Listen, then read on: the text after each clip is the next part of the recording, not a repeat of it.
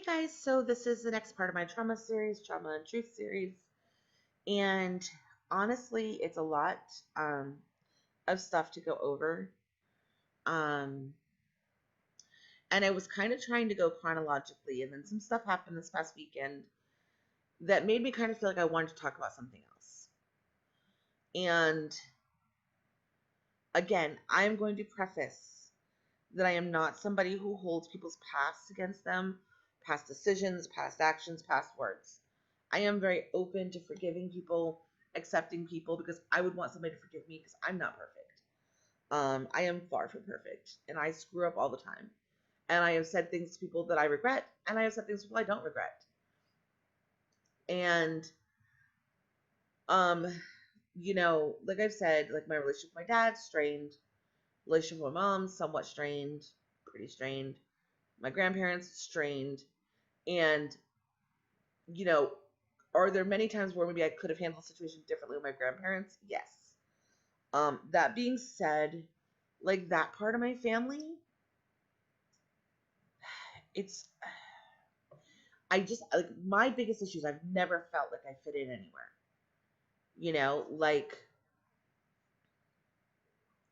Okay, so going back to trauma stuff. So I, again, I don't really have memories before the age of 13. And I think I have a memory, but I also could have very well been told this. Because it's one of those things where I was very young for this memory, and I don't feel like it's necessarily a real memory. I feel like it's something I might have been told happened multiple times over my childhood, and it created a memory that doesn't really exist. But it could have happened. And that is that I have two childhood memories, but one of them I know is definitely an actual memory. The one is that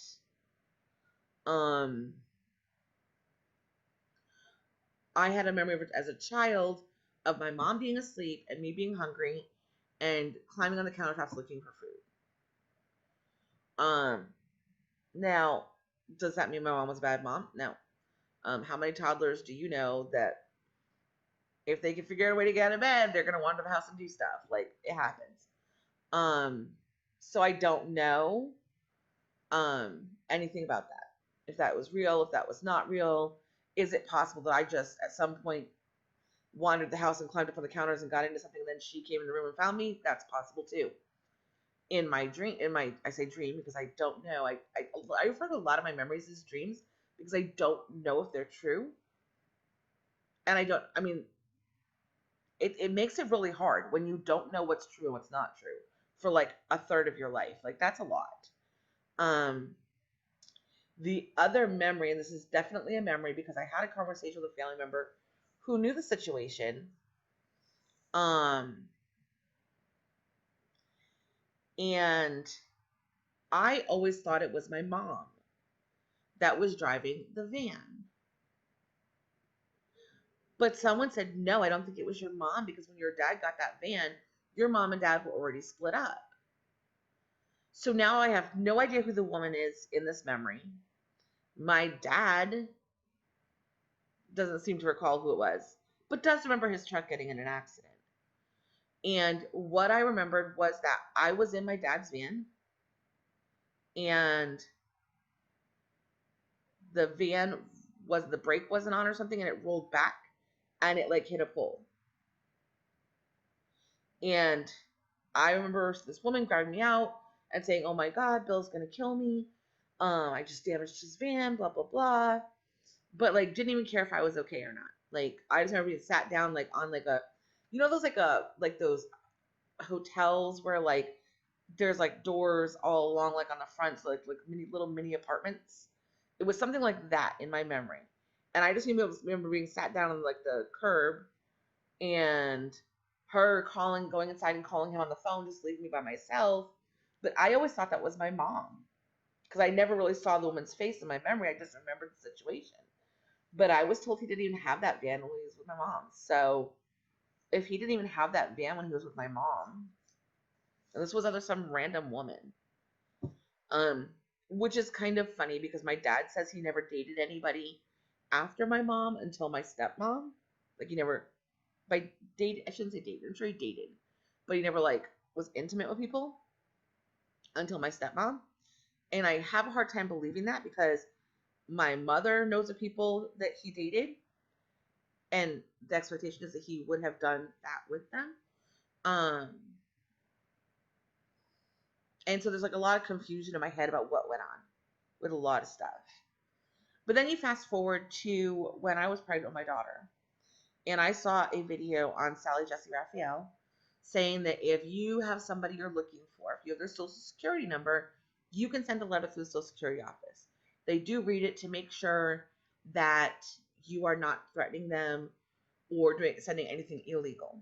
So you have to leave the letter open. But you put the person's name and their social security number, and the social security office will forward it. I don't know if they still do this, but 20 years ago they did. So I had written my mother a letter because her social was on my birth certificate. And I brought down the social security office and I gave it to them, and it went to her last known employer where she still knew somebody that worked there. And they saw the letter and they got in touch with her and they gave her the letter. Well, I, instead of hearing from her first, got a letter from my grandfather's wife. This long letter like, oh, we've missed you so much. And what ticked me off about that was these people knew where I lived up until like 3 months before that. I'd had the same phone number and the same address for years. And they never bothered to reach out to me. Obviously, I was in the newspaper all the time for something with school. So they had no, like, to say you didn't know where I was and you didn't know how to contact me is BS. And that made me mad. Like, but at the same token, I really wanted to connect with my family so much that I just kind of like blew it off and I let it go. And growing up, like I'd said in a previous thing, was that one day my grandfather showed up, my mom called. The only thing I remember her saying to me on the phone was, well, that was rude, because I didn't want to come to the phone because I was so overwhelmed with people that I hadn't heard from in a while, and I was a kid. And then I get a call from my mother, and of course, at this point, I've already had my daughter.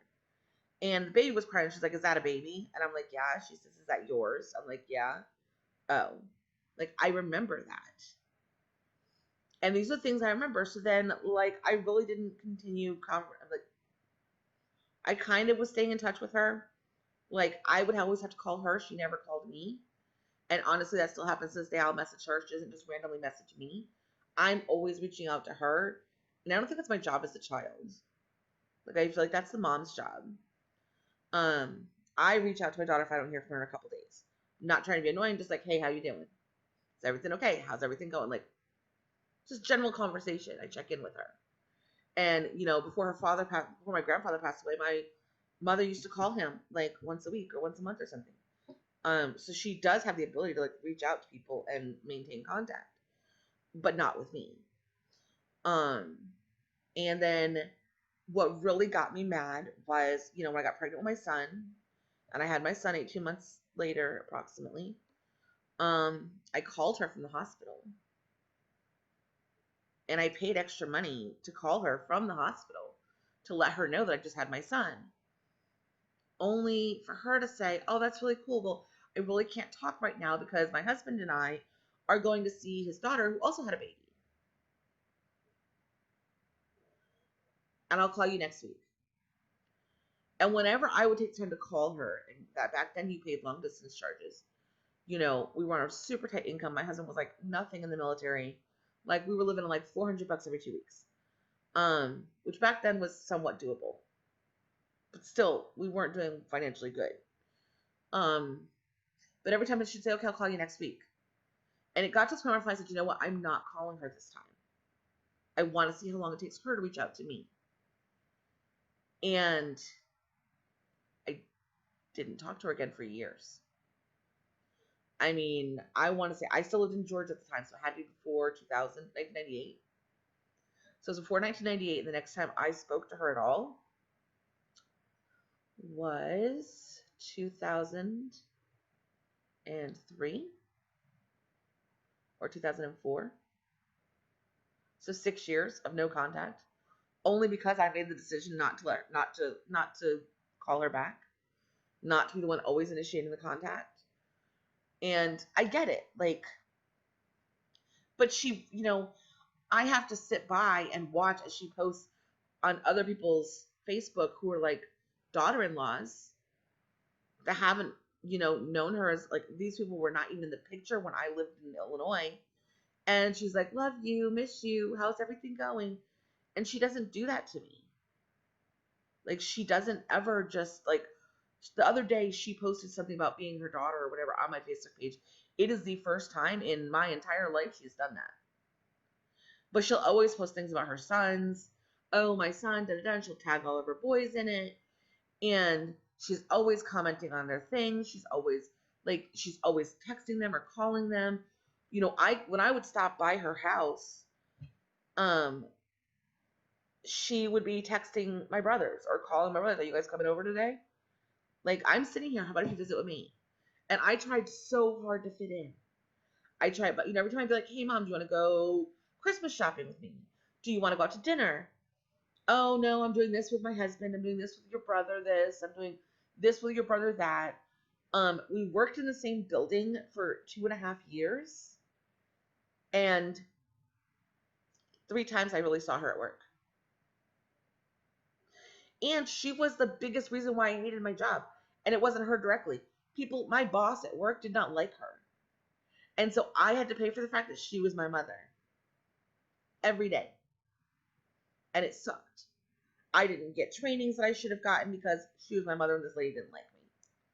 Because that was my mother. The only time my boss was at all cool with me was when my mother's mother died. And then my husband and I decided, okay, we're going to go to Florida. We're going to go be with family. We're going to go down for this. I told my mother we were coming down. And we were on our way. We were already driving south. We were already in Arkansas. We were already halfway there. And my mother said, oh, well, we all had a fight. Your uncle and I left. And your aunt's dealing with it. And I'm already home. So then my husband and I are like, well, we're already on our way down here. Like, we've already taken this leave for a family death. Like, what do we do? And I didn't know my aunt. Like, literally, I don't think I ever met her in person. I mean, maybe I did when I was a baby, but I don't know her. And at this point, that aunt and I don't even speak because of a situation that happened. Like, I went down when she decided to spread my grandmother's ashes. I went down there for that because my mother couldn't get down there. And I wanted to make sure my mother had photos of it. Like, that was my priority, was making sure my mom didn't miss out on that moment. Only for my aunt and her daughter and her husband to block my view of everything they did when it came to putting out the ashes. Like, specifically stood in front of me, her husband did. So I couldn't take photos for my mom. And then there was a parking ticket apparently on our vehicle, and they had left the beach before we did, and they took the parking ticket off my car, and then later that night put it back on after we've been driving around all day. There was no ticket on our car all day long. We get out to our car in the morning to leave to come home, and there is a ticket on our car. And when I call the police station, like, I don't understand. We were parked in our parking lot, like at our hotel. We had our hotel pass. I don't understand. They're like, oh, well, this isn't from that. This is from the beach. I'm like, well, how did I get a beach ticket on my car at night in the hotel parking lot? Like, I don't understand. And so that's when she told me, no, it had to be put on your vehicle then. I'm sure this was done at this time of the day. And then when I confronted them about it, I was told that I was being abusive and whatever, and just questioning it. And the thing was that night when the ticket was put on our car, they were making this big deal about how they got tickets. And, oh, well, if you have a ticket, just give it to me. I'll pay for it. I feel really bad that you would have got a ticket. I'm like, we didn't get a ticket. And then my cousin and my aunt kept looking at each other. Oh, well, she didn't get a ticket. Like, obviously they did it. And because I questioned it, instead of just saying, yeah, it was a joke, sorry, blah, blah, blah, they got ticked off and started yelling at me and screaming at me. And I don't do that. And I also don't hang around with alcoholics. Like, there is a lot of alcoholism in my family on all sides. It's why I don't drink. Like, I'm not I'm so special, I don't drink. No, my family is full of alcoholics, and I refuse to become one. I know there's a predisposition, obviously, in my genealogy to being an alcoholic. I'm not interested in becoming one. And so I don't drink.